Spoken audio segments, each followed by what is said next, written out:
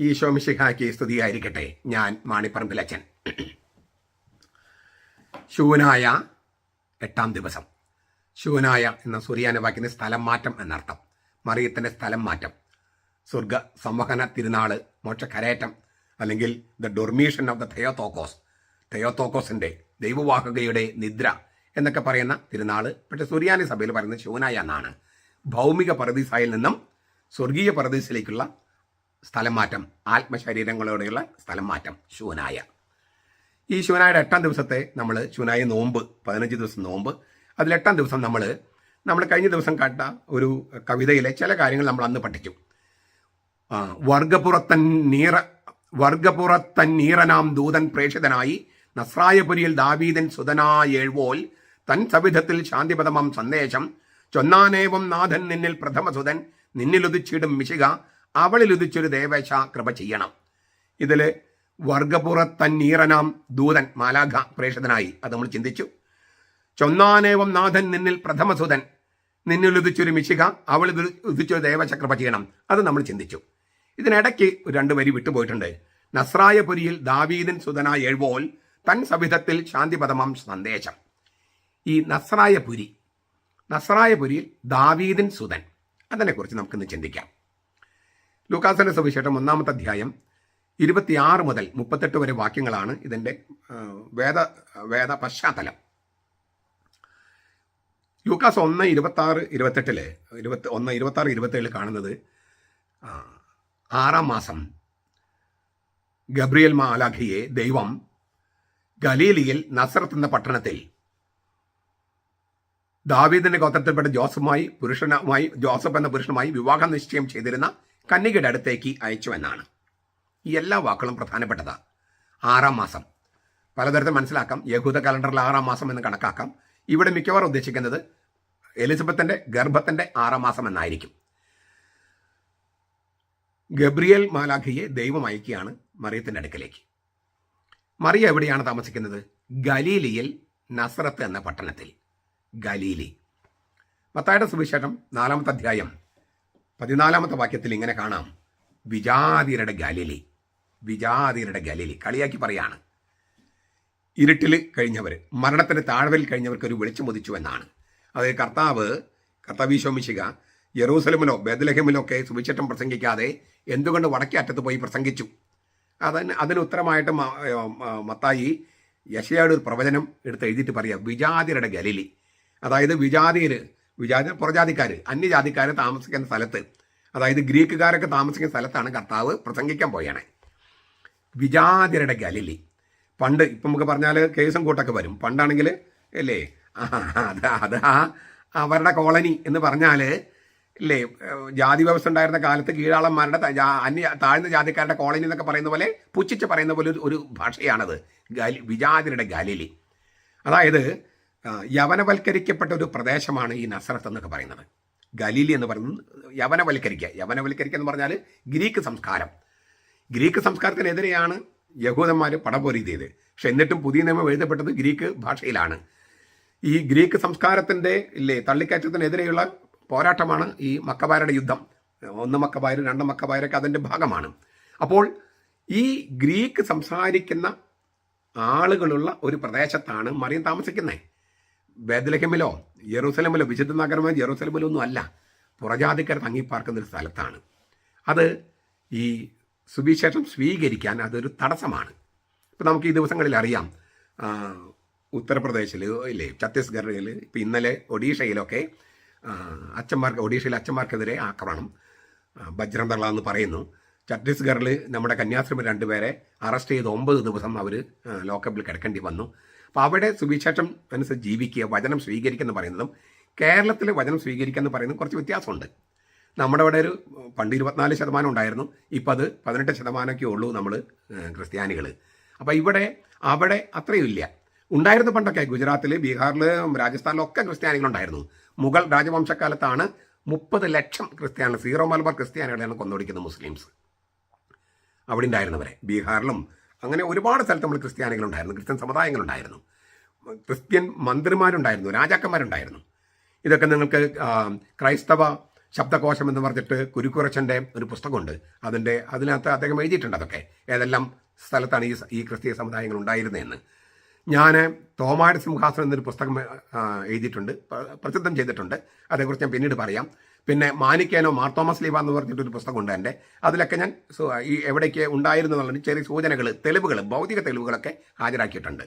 എങ്കിലും ഇപ്പം നമുക്കവിടെ സുവിശേഷം മനസ്സ് ജീവിക്കുക, വചനം മനസ്സ് ജീവിക്കുക എന്ന് പറയുന്നത് ഒട്ടും എളുപ്പമല്ല. വിജാതിയുടെ ഇടയിൽ കർത്താവിൻ്റെ വചനം സ്വീകരിച്ച് ജീവിക്കുക എന്നുള്ളത് എളുപ്പമല്ല. മറിയം അങ്ങനെയുള്ള സാഹചര്യത്തിലാണ്. കേരളത്തിലെ ക്രിസ്ത്യാനികളെ പോലെയുള്ള ഒരു അന്തരീക്ഷത്തിലല്ല മറിയം ജീവിച്ചിരുന്നേ. കൂടുതലും യവനവൽക്കരിക്കപ്പെട്ട, വിജാതീയവൽക്കരിക്കപ്പെട്ട, അന്യവൽക്കരിക്കപ്പെട്ട ഒരു പ്രദേശത്തെ ഒരു ജില്ലയിലാണ് മറിയം താമസിക്കുന്നത്, ഗലീലിയിൽ. അത് വചനം സ്വീകരിക്കാൻ മറിയത്തിനൊരു തടസ്സമാണ്. 2, നസ്രത്ത് എന്ന പട്ടണത്തിൽ, ഗലീലിയിൽ നസ്രത്ത് എന്ന പട്ടണത്തിൽ, നസ്രത്തിന് എന്താ കുഴപ്പം? ഇതാ കാബഡ്യമില്ലാത്ത ഇസ്രായേൽക്കാരൻ എന്ന് ഈശോ സാക്ഷ്യപ്പെടുത്തിയ ആളാണ് നഥാനയേൽ ബർത്തലോമിയോ. കാബഡ്യമില്ലാത്ത ഇസ്രായേലിയൻ എന്ന് കർത്താവീശോ സാക്ഷ്യപ്പെടുത്തിയ ആള്. അത്രയും നല്ല മനുഷ്യനാണ്. ആ മനുഷ്യൻ ചോദിക്കുകയാണ്, ഫിലിപ്പോസിനോട് ചോദിക്കുകയാണ്, നസ്രത്തിൽ നിന്നും വല്ല നന്മയും ഉണ്ടാകുമോ? എന്തുകൊണ്ട് ഇത്രയും നല്ല മനുഷ്യൻ അങ്ങനെ ചോദിക്കാൻ കാര്യം? ബൈബിളിൽ പഴയ നിയമത്തിൽ ഒരൊറ്റ സ്ഥലത്തും നസ്രത്ത് എന്ന പേര് പരാമർശിക്കപ്പെട്ടിട്ടില്ല. ഒരൊറ്റ സ്ഥലത്തും നസ്രത്ത് എന്ന പേരില്ല. വാഗ്ദാനത്തിൻ്റെ പുസ്തകമാണ് ഈ പഴയ നിയമം. ഈ പഴയ നിയമത്തിൽ, വാഗ്ദാനത്തിൻ്റെ പ്രവചനങ്ങളുടെ പുസ്തകമായ പഴയ നിയമത്തിൽ ഒരിടത്തും പരാമർശിക്കപ്പെടാത്ത സ്ഥലത്ത് നിന്നാണോ വാഗ്ദാനം ചെയ്യപ്പെട്ട മിശിഹ വരുന്നത്? ഇത് മറിയത്തിനറിയാം. പഴയ നിയമത്തിൽ ഒരു സ്ഥലത്തും നസ്രത്ത് എന്ന വാക്കില്ലെന്ന് മറിയത്തിനറിയാം. മറിയം നസ്രത്തിലാണ് പാർക്കുന്നത്. അപ്പോൾ വാഗ്ദാനത്തിന്റെ പുസ്തകത്തിൽ ഒരിടത്തും പരാമർശിക്കപ്പെടാത്ത സ്ഥലത്തു നിന്നാണോ വാഗ്ദാനം ചെയ്യപ്പെട്ട മിശിഹ വരുന്നത്? അതുകൊണ്ട് മറിയം ചോദിച്ചത് എങ്ങനെ സംഭവിക്കും?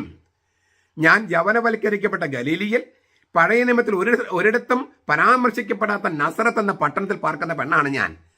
അപ്പോൾ ഇതെങ്ങനെ സംഭവിക്കുമെന്ന് ഒരു വിശദീകരണം ചോദിക്കുകയാണ് മറിയം. 2ാമത്തെ തടസ്സമാണ് ഞാൻ ഈ പറഞ്ഞത്, മറിയത്തിന് വചനം സ്വീകരിക്കാനുള്ള 2ാമത്തെ തടസ്സം. 3ാമത്തത്, ജോസഫ് എന്ന പുരുഷനുമായി വിവാഹ നിശ്ചയം കഴിഞ്ഞു. വിവാഹ നിശ്ചയം ഈ യഹൂദര കല്യാണത്തിന്, മറിയം യഹൂദ സ്ത്രീയായിരുന്നു, ജോസഫും യഹൂദനാണ്.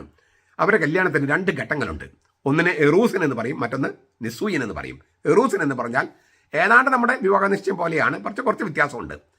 ഈ വിവാഹ നിശ്ചയം എന്ന് പറയും ശരിക്കും പറഞ്ഞാൽ എക്സ്ചേഞ്ച് ഓഫ് ദ കവനന്റ് എന്നാണ് അതിൻ്റെ ശരിക്കുള്ള അർത്ഥം. എറൂസിൻ ഉടമ്പടി കൈമാറ്റം ചെയ്യാനാണ്. ഉടമ്പടി കൈമാറ്റം. ഇവനെ ഞാൻ കല്യാണം കഴിക്കാമെന്നും ഇവളെ ഞാൻ കല്യാണം കഴിക്കാമെന്നും ഉടമ്പടി കൈമാറ്റം ചെയ്യുക. അങ്ങനെ ഉടമ്പടി കൈമാറ്റം ചെയ്താൽ പിന്നെ അവർ അറിയപ്പെടുന്നത് ഭാര്യ ഭർത്തക്കന്മാരായിട്ടാണ്, വുഡ് ബി എന്നായിട്ടല്ല, ഫിയാൻസെ, കാമുകൻ കാമുക അങ്ങനെയൊന്നുമല്ല, ഭാര്യ ഭർത്തക്കന്മാരായിട്ടാണ്.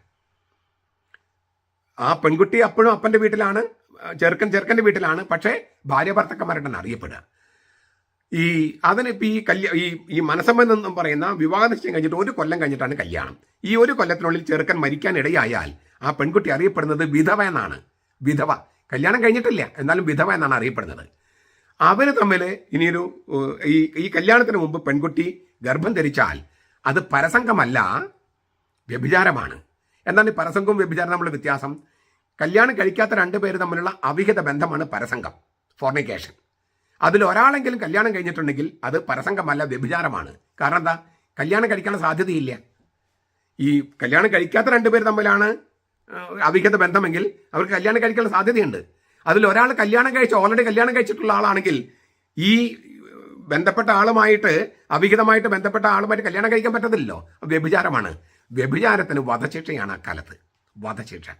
മറിയം വിവാഹ നിശ്ചയം കഴിഞ്ഞിരിക്കുക. അപ്പോൾ അവൾ യെസ് പറഞ്ഞാൽ സമൂഹം അവളെ കൊല്ലാം. അപ്പോൾ ചെറിയ കാര്യം അതാണ് അവൾ ചോദിക്കും, ഇതെങ്ങനെ സംഭവിക്കും? വലിയ എന്താ പറയുക, വലിയ സാഹസമാണ് മറിയെടുക്കാൻ പോകുന്നത്. തൻ്റെ ജീവൻ പണയപ്പെടുത്തിയിട്ട് വേണം, പ്രാണൻ പണയപ്പെടുത്തിയിട്ട് വേണം വചനം സ്വീകരിക്കണമെങ്കിൽ. ഇന്നും അങ്ങനെയൊക്കെ തന്നെയാണ് കേട്ടോ. വചന മനസ്സ് ജീവിക്കണമെങ്കിൽ പ്രാണൻ പണയം വെക്കണം. അത് അരമനയിലാണെങ്കിലും ഇടവകയിലാണെങ്കിലും വചന മനസ്സ് ജീവിക്കണമെങ്കിൽ പ്രാണൻ പണയം വെക്കേണ്ടി വരും. അല്ലെങ്കിൽ നമ്മൾ അനീതിക്കും അന്യായത്തിനൊക്കെ കൂട്ടുനിന്ന് പണയപ്പെടുത്തി അല്ലേ, അതായത് ജീവിതം പണയപ്പെടുത്തുക, അതായത് നമ്മുടെ സത്യം പണയപ്പെടുത്തുക, നീതി പണയപ്പെടുത്തുക, ന്യായം പണയപ്പെടുത്തുക, അങ്ങനെ ഒരു അടിമയെ പോലെ ജീവിക്കുക. അതല്ല, സുവിശേഷം ജീവിക്കണമെങ്കിൽ പ്രാണൻ കളയാൻ തയ്യാറാകണം. അതാണ് മറിയത്തിനും, അതാണ് മറിയം ചോദിക്കുന്നത് എങ്ങനെ സംഭവിക്കും. തീർന്നില്ല. കല്യാണ നിശ്ചയം ആരുമായിട്ടാണ്? ദാവീദിന്റെ ഗോത്രത്തിൽപ്പെട്ട ജോസഫ്. ദാവീദിന്റെ ഗോത്രത്തിൽ റോയൽ രാജകുടുംബമാണ് ദാവീദിന്റെ. മറിയത്തിന്റെ കുടുംബം ഏതാണെന്ന് കൃത്യമായിട്ട് നമുക്ക് അറിയില്ല. മറിയത്തിന്റെ ഒരു അടുത്ത ബന്ധുവാണ് സക്കറിയ, എലിസബത്ത്. അവർ അഹറോന്റെ വംശത്തിൽപ്പെട്ട ലേവി ഗോത്രത്തിൽപ്പെട്ടവരാണ്. അപ്പോൾ മറിയം ആ ഗോത്രത്തിലുള്ളവളാണ്, പുരോഹിത ഗോത്രത്തിൽപ്പെട്ടവളാണ് എന്നൊരു സൂചനയുണ്ട്. അതിനകത്ത് പരോക്ഷ സൂചനയാണ്. പഴയ നിയമത്തിൽ അങ്ങനെ ഒരു ചെറിയ വീണ്ടും ഒരു പരോക്ഷ സൂചനയുണ്ട്. പഴയ നിയമത്തിലെ ജോസഫ് ഈജിപ്തിലെ പ്രധാനമന്ത്രിയായപ്പോൾ പുരോഹിതന്റെ മകളെയാണ് കല്യാണമായിട്ട് കൊടുത്തത്, കല്യാണം കഴിപ്പിച്ചു കൊടുത്തത്. പ്രധാനമന്ത്രി, അതായത് രാജാവിന് തൊട്ട് താഴെയാണ് പ്രധാനമന്ത്രി. പ്രധാനമന്ത്രിക്ക് ഭാര്യയായിട്ട് മഹാപുരോഹിതന്റെ മകളെ കൊടുത്തത്. ഇവിടെ ജോസഫ് രാജകീയ കുടുംബത്തിലാണ്. ആ രാജകീയ കുടുംബത്തിൽപ്പെട്ട ദാവീദിന്റെ വംശത്തിൽപ്പെട്ട ജോസഫുമായിട്ടും മറിയത്തിന്റെ കല്യാണം. രണ്ട് പ്രസിദ്ധ തറവാടുകൾ തമ്മിലുള്ള കല്യാണം. മറിയം ഒരു തെരുവിൽ പെൺകുട്ടിയല്ല. ജോസഫ് തെരുവിൽ നടക്കുന്ന ഒരു ചെറുക്കനല്ല. തെരുവിൽ നടക്കുന്ന ഒരു പെൺകുട്ടിയുടെ കല്യാണം അത്ര വലിയ പത്രവാർത്തയാവണമെന്നില്ല. രാജകുടുംബത്തിൽ രണ്ടുപേരുടെ കല്യാണമാണെങ്കിലോ, പുരോഹിത കുടുംബത്തിലെ കല്യാണമാണെങ്കിലോ അത് പത്രവാർത്തയാണ്, ബ്രേക്കിംഗ് ന്യൂസ് ആയിരിക്കും ഇന്നത്തെ കാലത്താണെങ്കിൽ. അങ്ങനെയുള്ളൊരു കല്യാണത്തിനാണ്. അപ്പോൾ അവൾ യെസ് പറഞ്ഞാൽ ജോസഫിനോട് ചോദിക്കാണ്ടല്ലേ യെസ് പറയണേ. അവളുടെ കുടുംബം മാത്രമല്ലോ, ആ ചെറുക്കൻ്റെ കുടുംബം ആകെ അവമാനിക്കപ്പെടില്ലേ? അപ്പോൾ ചെറിയ സംഗതിയല്ല മറിയത്തിന് മുമ്പിൽ നിൽക്കുന്നത്. അവൾ ചോദിച്ചു ഇതെങ്ങനെ സംഭവിക്കും? പിന്നെ